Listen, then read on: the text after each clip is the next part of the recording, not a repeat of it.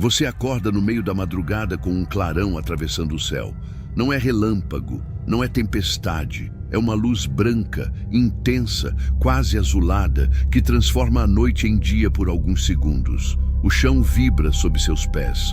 O ar parece se comprimir dentro dos seus pulmões. E então vem o som, um estrondo tão poderoso que você sente primeiro no peito, antes de ouvir com os ouvidos. Em 30 de junho de 1908, foi exatamente isso que aconteceu na região remota da Sibéria. E o mundo quase não percebeu. Você está em uma das áreas mais isoladas do planeta. Florestas intermináveis, rios largos, pântanos e aldeias dispersas.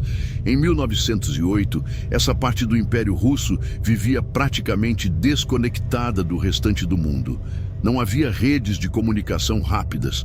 Não havia satélites, não havia câmeras, só testemunhas humanas e uma natureza silenciosa que naquela manhã foi violentamente interrompida. O evento que você acaba de presenciar ficaria conhecido como o Tunguska Event. Às 7h17 da manhã, uma explosão colossal ocorreu sobre o rio Podkamennaya, Tunguska. A energia liberada foi estimada, décadas depois, como equivalente a até 15 megatons de TNT, centenas de vezes mais potente do que a bomba lançada sobre Hiroshima. Mas aqui está a primeira falha registrada. Não houve cratera. Imagine-se caminhando por aquela floresta minutos depois. O cheiro de madeira queimada invade o ar. Árvores gigantescas, algumas com mais de 100 anos, estão derrubadas como palitos. O padrão é estranho. Troncos tombados radialmente, todos apontando para longe de um ponto central invisível. No epicentro, porém, muitas árvores permanecem de pé, desfolhadas, carbonizadas, mas ainda erguidas. É como se algo tivesse explodido no céu. Testemunhas relataram ter visto uma bola de fogo cruzando o firmamento, deixando um rastro luminoso. Alguns disseram que o céu se dividiu em dois. Outros falaram de um calor tão intenso que parecia que suas roupas estavam pegando fogo. E mesmo a centenas de quilômetros dali, janelas se estilhaçaram. Agora imagine o que isso significa. Uma explosão aérea com força suficiente para devastar aproximadamente 80 milhões de árvores em uma área superior a 2.000 quilômetros quadrados. Se tivesse ocorrido sobre uma cidade, o resultado seria inimaginável. Moscou estava a milhares de quilômetros dali. Londres ou Paris poderiam ter sido o alvo acidental daquele objeto invisível. Mas a floresta absorveu o impacto e o mundo seguiu quase indiferente. Nos dias seguintes, fenômenos estranhos foram observados na Europa. Céus noturnos excessivamente claros. Pessoas lendo jornais à meia-noite sem necessidade de lâmpadas. Nuvens brilhantes e reflexos incomuns na atmosfera. Cientistas mais tarde sugeririam que partículas lançadas na alta atmosfera refletiram a luz solar por dias. Mas naquele momento, ninguém conectava claramente os pontos. Você talvez espere que uma equipe científica tenha sido enviada imediatamente. Mas não. A Rússia vivia turbulências políticas, dificuldades logísticas e pouco interesse imediato por uma explosão ocorrida em uma região tão remota.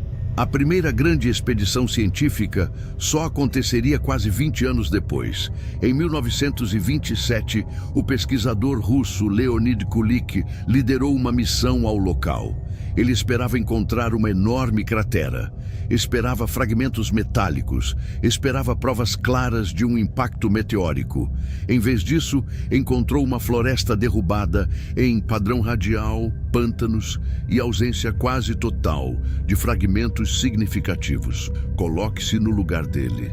Você atravessa semanas de terreno hostil, mosquitos, lama, frio, e quando finalmente chega ao epicentro da maior explosão natural da era moderna, não há buraco, não há rocha colossal cravada no solo, apenas silêncio e árvores caídas. Essa ausência de cratera é o coração da falha registrada. Se algo caiu, por que não deixou um impacto visível? A resposta dominante da ciência moderna é que o objeto explodiu antes de tocar o solo. um fenômeno conhecido como airburst, explosão aérea. A hipótese mais aceita afirma que um asteroide ou fragmento de cometa com cerca de 50 a 60 metros de diâmetro entrou na atmosfera terrestre a altíssima velocidade. A pressão e o calor extremos teriam causado sua fragmentação e explosão a vários quilômetros de altitude. A energia liberada foi suficiente para gerar a devastação observada. Mas mesmo essa explicação deixa perguntas. Onde estão os fragmentos maiores? Por que os vestígios químicos encontrados são escassos e inconclusivos? Algumas análises sugerem partículas microscópicas ricas em níquel, compatíveis com material extraterrestre. Outras indicam traços que poderiam vir de cometas ricos em gelo, o que explicaria a ausência de grandes destroços. Imagine um bloco gigantesco de gelo e rocha entrando na atmosfera. Ele começa a superaquecer, rachar, fragmentar-se. Em segundos, transforma-se em uma bola de plasma incandescente. A pressão interna cresce até o ponto de ruptura. E então, no céu, ele explode como uma bomba cósmica. Você sente a onda de choque como uma muralha invisível. Primeiro o calor, depois o impacto do ar comprimido. As árvores mais próximas do epicentro não tombam, são apenas queimadas e desfolhadas pela onda descendente. As mais distantes são arrancadas e derrubadas radialmente. Esse padrão é consistente com explosões aéreas modernas registradas em testes nucleares. Décadas depois, simulações computacionais reforçariam essa teoria. Modelos indicam que um objeto relativamente pequeno pode causar destruição massiva se explodir na altitude certa. E aqui está outro detalhe inquietante.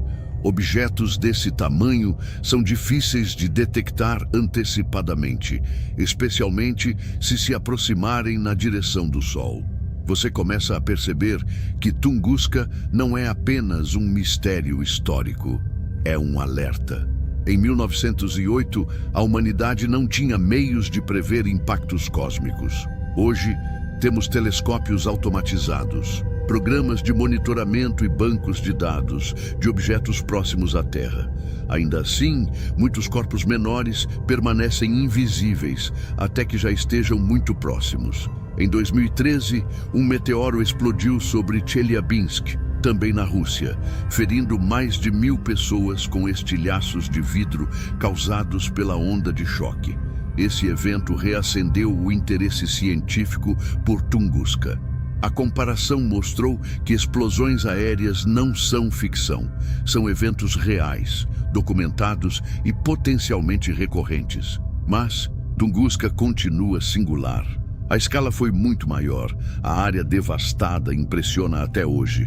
Fotografias aéreas feitas anos depois revelam o desenho quase geométrico da destruição, como se uma força invisível tivesse pressionado a floresta contra o chão. Algumas teorias alternativas surgiram ao longo do século: buracos negros microscópicos, explosões naturais de gás metano, até hipóteses mais especulativas.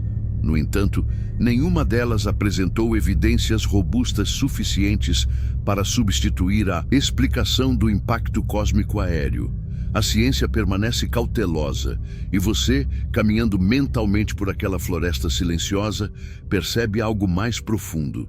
O mundo pode ser alterado drasticamente em segundos por forças que não vemos. O céu, que parece estável e eterno, é atravessado constantemente por detritos cósmicos. O fato de o evento ter ocorrido em uma região quase desabitada moldou nossa percepção. Não houve milhares de mortos registrados. Não houve cidades arrasadas. A floresta absorveu a narrativa, mas se a trajetória fosse ligeiramente diferente, a história do século XX poderia ter começado sob um impacto devastador. Pense na ironia. 1908 foi um período de tensão política, avanços tecnológicos e mudanças sociais profundas. E, enquanto impérios se reorganizavam, Algo vindo do espaço explodia silenciosamente sobre a Sibéria, lembrando que existem forças além das disputas humanas. A ausência de uma cratera se tornou símbolo do mistério. Você procura por um buraco, por uma cicatriz no solo que marque o ponto exato do impacto, mas encontra apenas um padrão de árvores derrubadas e dados reconstruídos por décadas de pesquisa. A verdadeira falha registrada talvez não esteja na explicação científica, mas na percepção humana. Tendemos a imaginar impactos como colisões diretas, crateras gigantes, rochas cravadas no solo. Tunguska nos obriga a imaginar o invisível, uma explosão no céu, sem vestígio imediato, mas com consequências imensas. Ao revisitar esse evento, você não está buscando alienígenas ou conspirações. Está confrontando a realidade documentada de que a Terra já foi atingida por algo poderoso o suficiente para destruir uma metrópole inteira. E isso aconteceu há pouco mais de um século. A floresta hoje cresceu novamente. A natureza resiliente cobriu as marcas visíveis. Mas os registros históricos, as medições científicas e as análises modernas preservam a memória do que aconteceu naquela manhã. Você olha para o céu agora, talvez através de uma janela ou imaginando uma noite clara. Parece tranquilo, parece distante, mas sabe que em algum lugar lá fora, pequenos corpos rochosos cruzam órbitas imprevisíveis. O Tunguska Event não é apenas um mistério do passado, é um lembrete do presente, uma explosão sem cratera, uma cicatriz invisível na história, um evento real que desafia nossa intuição sobre impactos e destruição.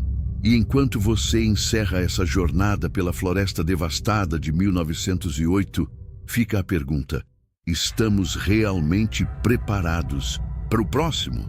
Ou estamos confiando, como naquela manhã na Sibéria, que a vastidão do planeta absorverá o golpe? Se você quer continuar explorando eventos reais, documentados e cheios de lacunas inquietantes como este, inscreva-se no canal agora. Deixe seu like para apoiar o projeto e escreva nos comentários: você acredita que Tunguska foi apenas um asteroide comum? Ou ainda falta algo nessa história?